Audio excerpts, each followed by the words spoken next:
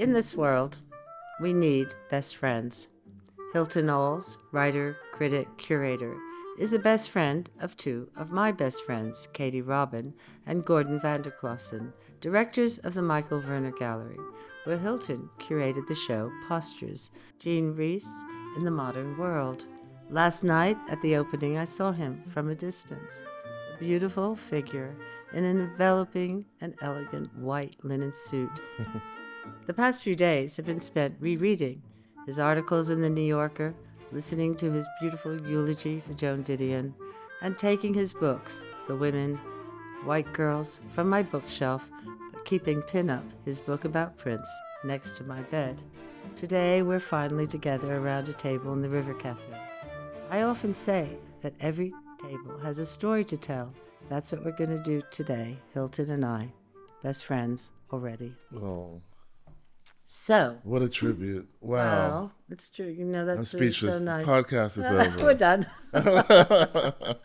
So, Hilton, what we could also do is we could start. We love listening to people read a recipe in any way they want, and they choose a recipe from one of our books. And so I think that you chose Dover sole with marjoram. And one of the first things you said to me yesterday when I said you was that you said you love fresh margarine. Yes. So I thought you might have chosen it because you love the sole, but you love the margarine. I love them both, but I have it's an element that's not used nearly enough, I feel. And then whenever I get it, I'm always surprised. So I was so thrilled to see it in your beautiful book. Here's the recipe. Okay. And you can. And also, fish is very difficult to cook at home. Wycliffe Jean did his in wrap. Yeah. No. I'm way too old. I leave that to Wyclef and to Bad Bunny. Now there's one. Okay. Dover sole with capers and marjoram, 2 tablespoons salted capers rinsed, extra virgin olive oil, a bunch of fresh marjoram leaves, 4 whole Dover sole scaled and cleaned, 1 lemon cut in half. Preheat the oven to 230 degrees Celsius. Brush a large flat oven tray with extra virgin olive oil. Scatter half of the marjoram leaves over the tray with sea salt and black pepper. Place the fish on top, side by side. Season, then scatter the remaining marjoram and the capers over. Drizzle with olive oil. Bake for 15 to 20 minutes. Test with the point of a sharp knife inserted into the thickest part of the sole. If cooked, the flesh should come away from the bone. Squeeze the lemon over the fish and serve with juices. Simple. It's very simple, but I find of all the recipes. So the margarine was what drew you to it. But tell me, also, sorry, you're going to say what you find. It was also. I think fish is difficult to handle, and this recipe gave me more confidence about cooking Dover sole at home. Good.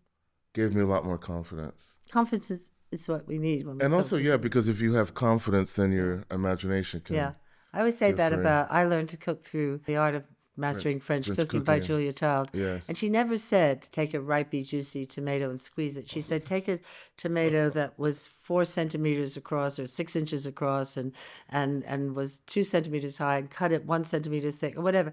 It was like a science. I always say, recipe is like poetry and science. Yes. But she made it so clear that you never had a failure.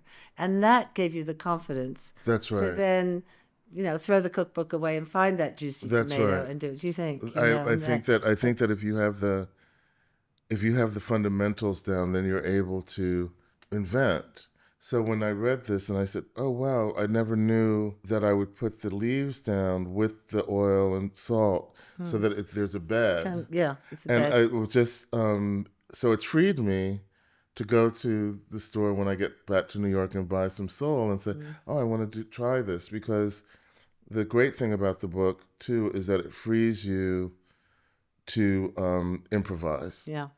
Would you say that's true of any discipline, that you know the rigor of the technique and then you can be free? Would you say that in writing and music? I would bet, I would stake my life on it, really, that once you have the fundamentals of anything, then you're able to soar because you don't have to think about technique. That's the issue for a lot of writers and artists, is that they get sort of embroiled in the technique of something as opposed to the breadth of something.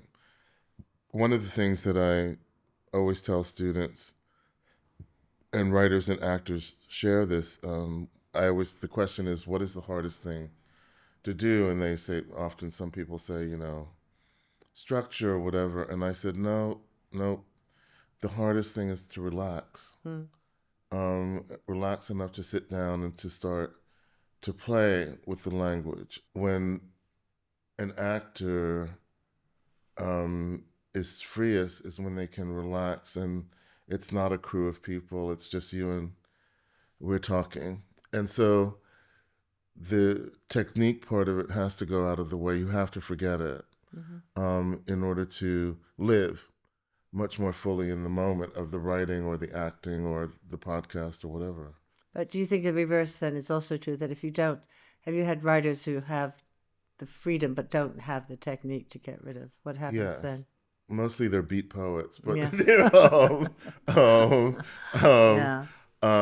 There's wonderful, that wonderful Truman Capote comment. He was on very young and on a television program, and he said, the beat writer's Kerouac came up and he said, that's not writing, that's typing.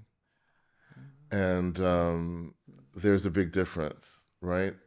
A lot of people, as they're discovering their voices as writers, are just typing. So when I'm just typing, my editor, Deborah Treisman, who's the fiction editor of the New Yorker, is very wise, and she'll put a little note and saying, you're just writing here. You're just writing. You're not saying the thing. Yeah. Do you think the same is true of an artist like Pollock or an abstract expressionist? That's a good question. Can draw, because I always enjoy when I see the drawings of an artist who's, I've just seen their paintings, and then you see the way they're, whether it's Rothko and his, the way he drew a figure. It's always very interesting to see that. I tend to trust artists who can draw. Actually, I was telling Gordon this the other day. There's not one artist in our show who doesn't know how to draw. And the fundamental strength of that is that they know how to deal with intimacy. A painting, a big painting or medium-sized painting can be a show, a display of relaxation, technique, a lot of things at once. But a drawing is really you. It's a form of writing. And if they can draw, they can conquer the world, really. Because they have the intimacy, they have the technique, they have the relaxation, they have the imagination. It all comes together in this smaller universe that they're creating. Well, then maybe we should talk more then about the show, because I thought I saw those two Picabia drawings upstairs. Amazing. And I thought, they're just so beautiful, everything, the photographs, and how compelling walking in. I really urge anyone who is listening to this, wherever you are, to get on a plane, or a boat, or train. Yeah, and go see the and show. Dion might meet you We there. might meet her there.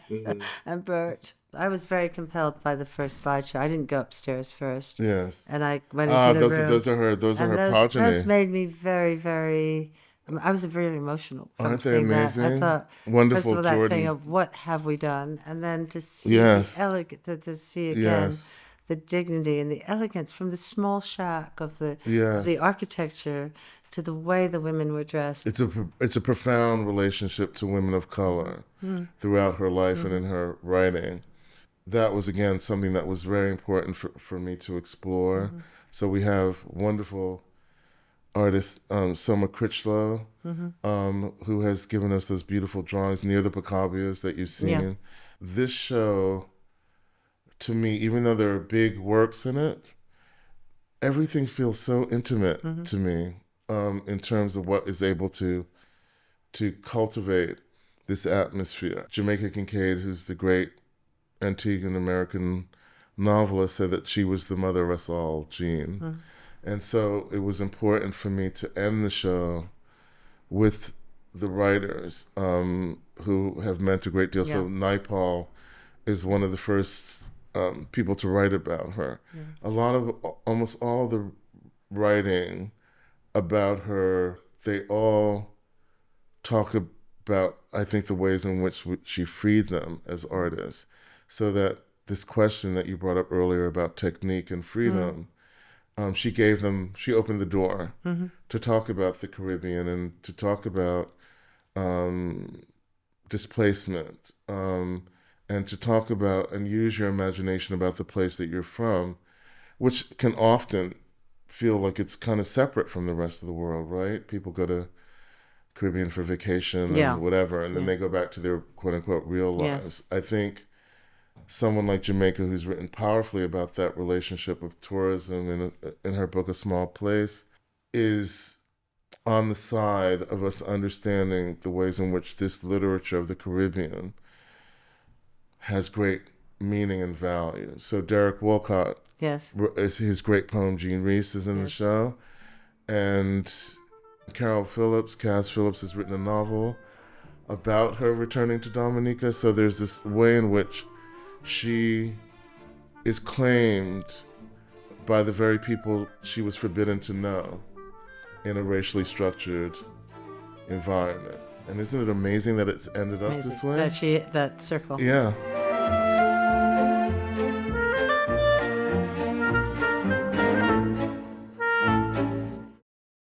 Tell us about growing up in your house. What did your mother cook? Your mother, yes. You had a single what parent, did she cook? Your mother.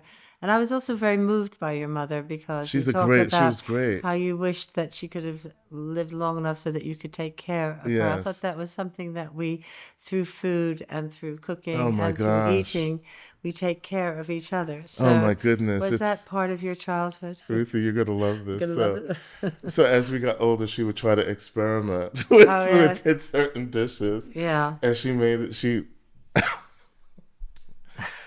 she tried to make a beef bourguignon. Well, that's a hard thing to make. And but my mother didn't drink or anything. So you pour in the red wine. There you go. And it's too much, and then it's rancid, right? When you cook it, it becomes vinegar basically in a way. And the meat gets tougher. Right? Yes, and my brother and I were sitting at the table and not looking at each other. And she's like, "Oh, isn't it?" And she's pretending that it's delicious. And from her, I understood that food was love and that you should never, in a way, criticize what you're given. Because she did this with such love, and she was such a hard worker, and she didn't, have a lot of time. My brother and I, in fact, started cooking. We would go to the library and get cookbooks. And that's how I learned to make bread. What age? Very young. Like I was 11, and my brother was 9. And we would go and we would make bread for her so that it was ready when she came home. So nice. And we just adored it. That's a lot to do. Making bread is kind of a big deal. But so much fun. And I love the smell of yeast. Yeah. And I thought I would make one dish this Christmas that I loved that she made. It was coconut bread. Oh. It's not difficult, but to get it right. What is it? It's like a cake and a bread at the same time. She would make this, so then you get the coconuts, and we would break the coconuts in the water and grinding, with a grater, and she'd get the kids to grate the coconuts. So this was something your mother made, the coconut bread. And her mother had made it. Right. And then she also made fish cakes, and she made something called blood pudding, which is very English, actually. It's like blood sausage. Anyway, my plan this Christmas is to approximate the coconut bread. Save a piece for me, will and you? the fish cakes, and I'll bring them to you. Did your mother, was she born in? No, my mother was born first generation. Okay. But my grandmother, my mother had an aunt whom she loved and was very close to, named Aunt B, and she was the big cook, and so my mother would cook with her. So they kind of brought the food with them to absolutely. New York. You didn't go out and have hamburgers and French fries, or did you? Oh, on Fridays we could go.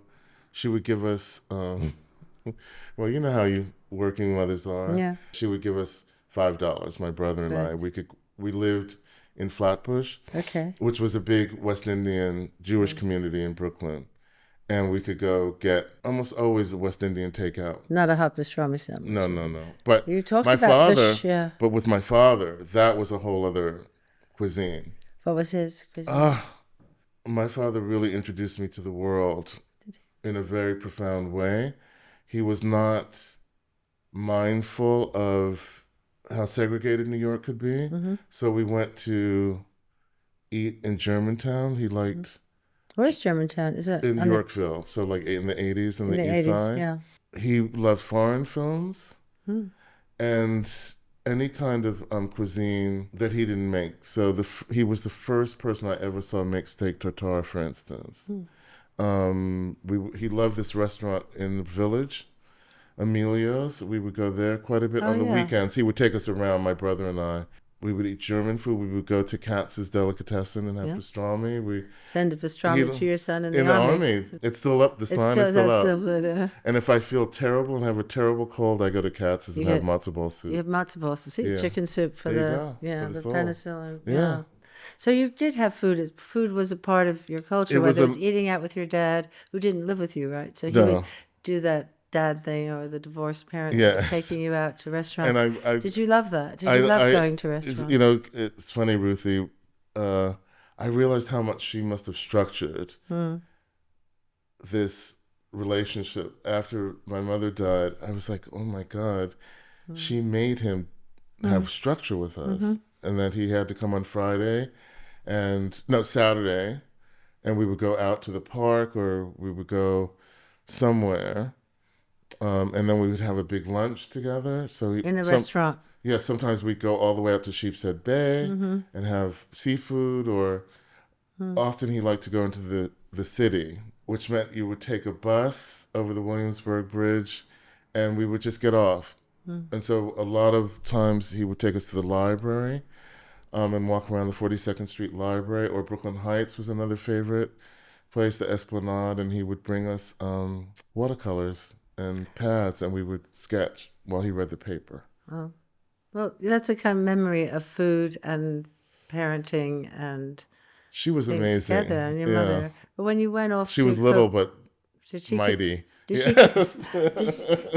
when you were at Columbia, because you chose a university that was in your hometown? But you lived on campus, but was home? It was weird. It's an interesting story. So when I was 16, I went to SUNY Purchase, which was a big arts school. And the story was that my mother took me, one of my sisters, her husband drove us. And I remember we got into the room, I put the suitcase on the bed, and she opened the suitcase, and she started to unpack the suitcase to put things in drawers. And I took her hand, and I said, "Ma." And she realized she had to stop. Let go. It was profound. And she had to stop and let me suffer or have joy or whatever. But she couldn't buffer the world anymore. Anyway, I missed her so terribly. I got strep throat and fell apart and went back home. Good. And so, and she never questioned that. And then when she was moving to Atlanta, her sisters moved down there. She said, you can only stay in New York if you go to school. Yeah.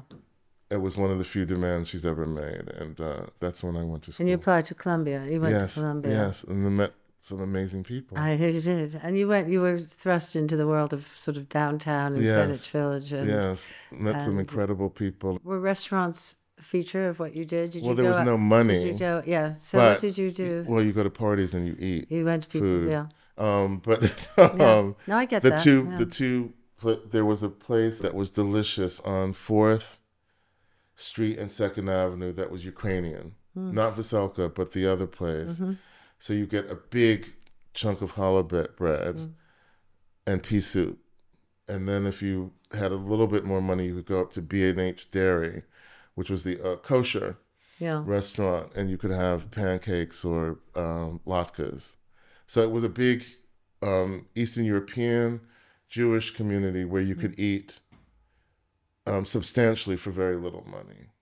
And were you mostly solitary? And also people kind of would leave apartments in a month if they didn't like it was a very wild place. It was a New kind York of at lawless that time. place. What year was that? So let's say I left Brooklyn in the early 80s. Yeah. And it was pretty lawless for a long time. But I guess coming out of the 70s, coming out of Vietnam, coming out of... Yes. When was the AIDS era? So That was 80, early 82 to 95. Yeah, and you've That written was a lot long time about ago. that. Yes, I have. Talk about that for me.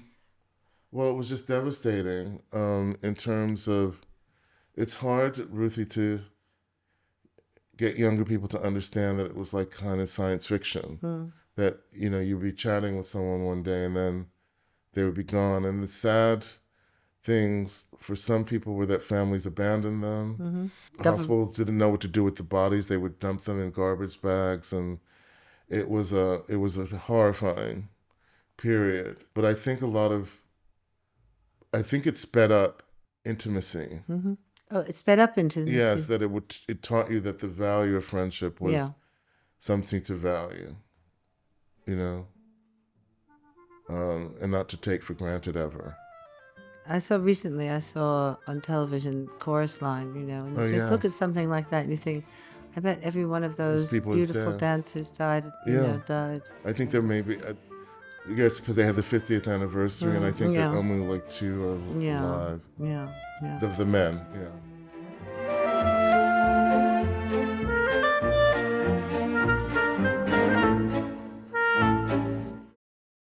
A lot of people, and I don't know if you feel that way, was they see that food, being able to drink good wine, eat good food, cook with good ingredients, was almost a measure of their success. You can measure your success by, the house you live in, or the clothes you wear, or the trips you can take. But you might also measure it in the way you can eat. And was there a point when you realized that you could, because everything... Ruthie, I think I've inherited something from my father. You're bringing up wonderful love feelings for him. He was a difficult person, but my mother used to be in a state by how much money he spent outside in restaurants. I have inherited that from my father and didn't care how much I spent if we were having a good time. So when I moved to Tribeca, the Odeon became my living room. Oh, really? And I would meet people at the Odeon. Odeon's great. Yeah. And I don't think I even had a bank account, Ruthie, but if I earned... a wonderful friend of mine at another gallery remembers she was working for Gagosian, and I had written something, and she said, "Oh, where can we mail the check?" And I said, "Would you mind meeting me with the check?" I couldn't even wait for the post. She said, and she remembers this, she said, I was very kind, and I met her at the Odeon. They would cash the check. And sometimes they'd let you run up a tab, not much, but I could pay them back and then start another tab. So I truly inherited that kind of, it's an extension of your home feeling from my father. Yeah. So when I lived in Paris, we used to look, when he was doing the Pompidou, I promise you when we had checks and then you had those stubs, Yes. And we always forgot to fill in the stub. Yes. We always did. But I would thought probably 99% of the checks were to a restaurant. It was always around food. That's right. We basically just thought, we're in Paris, we're going to spend whatever we have. That's right. Eating and going out and exploring. Because also, let's think about going to bed at night. You're going to bed at night. Do you ever think about what you're going to eat the next day? Or when you wake up in the morning, do you think about what you're going to eat that day? Only in a hotel, actually. Okay. Interestingly. They've been very generous at the Michael Werner Gallery. And because of jet lag, you wake up at odd hours. And there's a wonderful night waiter at the Beaumont Hotel. And he is so sweet and shy. But he just laughs at my order. He's chuckling a little bit when he puts the tray down because I said, "May I have 2 iced teas, please? A bowl of berries. Do you have a bacon?" Like it's sort of like that kind of jet laggy food. Yeah. And he comes and he says, "Oh, no problem, sir." And he brings the dishes, and I realize that it's something I've gotten from my father. That it's a connection to the home. That if you meet a server who's gracious to you. That they become your friend, and you ask about their family, and they ask you, and so it's always been an extension of my home. I had a editor early on in the New Yorker, and she would say, she said, "But you don't make any money. How do you go?" And I said, "It'll come. Like, Yeah. it'll just come." And it was something that I deeply inherited from my father. That it was I feel very relaxed in restaurants. Yeah, you do. Because of Yeah. him. Yeah. I always think that And restaurants... she'd be in a rage about Yeah, the she was. running. Yeah, but I watch it here. I say to the waiters, and when we have our meetings, or the servers, or all of us, the chefs, that you never know what people, what is their story of their table. So Yes. somebody comes in and I could take you in that restaurant right now and you'd see people having a great time. Yes. They're all sitting there, but you don't know if yesterday their dad died, Yes. or somebody lost their job, or they're celebrating a wedding or a birth of a baby, Yes. or or they're going to break up. Feel very teary. Yes. It's a wonderful, it's a beautiful it's a kind memory. of a story, and Yes. every table has a story. And I'll tell you what, we won't have it in the podcast because I've told it a million times, which is that a man came in once and called us before he was coming, and he said, "I'm going to propose tonight, so would you please write on the chocolate cake, 'Will you marry me?'" So we thought, that's so lovely. And so we wrote, "Will you marry me?" on the top of the cake. And after their first course, he came up to the kitchen and he said, "Cancel the cake." Oh, whoa. And we always Brutal. wonder, what was it? What happened What in happened? that She first said course? no. And also people do very, again, I've often said, very private things in a public space. So if they Yes. are going to fire somebody, or they're Yes. going to announce an affair, or they will do it in a public space. So Yes. it kind of regulates your behavior. You can't throw, a fork at somebody, Yes. So I think it is interesting, the dynamic. And maybe your father taking you to restaurants is because he loved them, but maybe he wanted you to be in a safe place where you could all be... I think you're completely correct. I think that him showing these places was as much of the world that he could show us, right? I mean, I don't think my father got on a plane until he was in his late 60s to visit my sister in St. Thomas. So he was very interested in the world. How do you show your children the world? You don't have the means, but you want to take them places. Well, you can take them to great restaurants. Yeah. You can expose them to film. I remember him taking us to see The Passenger, Antonioni. Antonioni's. And I was like, Yeah, this is so interesting. Sounds really interesting. He was a very weird guy, but he was but he was Dad will go to see The Passenger. He was I can see why she was interested in him. Yeah. As I get older. I have a friend whose mother brought him up with that. No matter who walked in the house, that's right, whether it was somebody fixing the dishwasher or an invited guest, within something like, I think, 80 seconds, they had to have been asked something to eat or drink. And I think what it means is a way of stopping what you're doing and saying, "I'm paying attention to you." This is interesting. My mother always said, and I pass this on to people, she said, "I never went to my mother's house empty-handed. Even if it was an onion or an orange, I would bring it." Yeah. And so it's that kind of homage to the elder. And so it goes back to the idea that, as you said, that food is love. Food. I never criticize it. That it's a way of saying, whether. It's like saying I don't love you. Yeah, if you say, but as you say, a critic. I have a friend we were having, and I don't mind. We actually like it if somebody sends their food back if they didn't like it, and we never argue. They say my chicken is overcooked, or my sea bass is too burnt, or whatever, and you just say thank you, and they're right. Whatever they say, you kind of empathize with. If I were you, I would feel that same way, or whatever. I think if we say that food is something other than teaching you about a culture, it's other than expressing love. If it's an invitation, if it's stopping you from being hungry and being in pain, it also is comfort and sustenance. It's comfort too, and sustenance. And so if I were to say to you as my last, or You could go on and on. Or sort of final question just before we go and have some substance before we eat with Katie and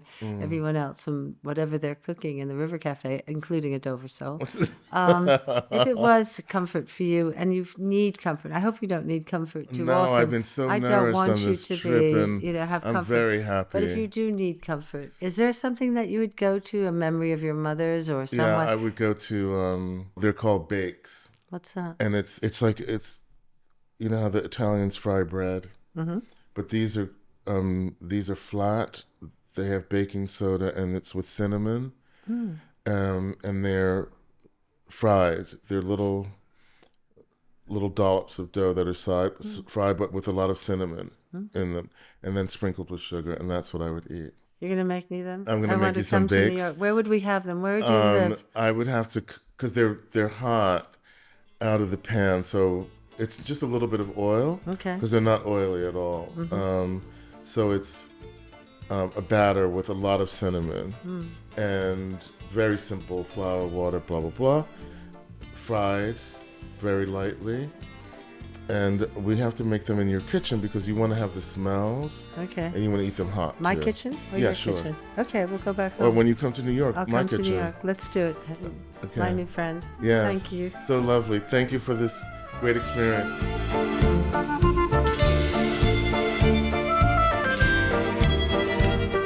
Ruthie's Table 4 was produced by Alex Bell and Zad Rogers, with Susanna Hislop, Daniel Naranjo Rodriguez, and Bella Salini. This has been an Atomized production for iHeart Media.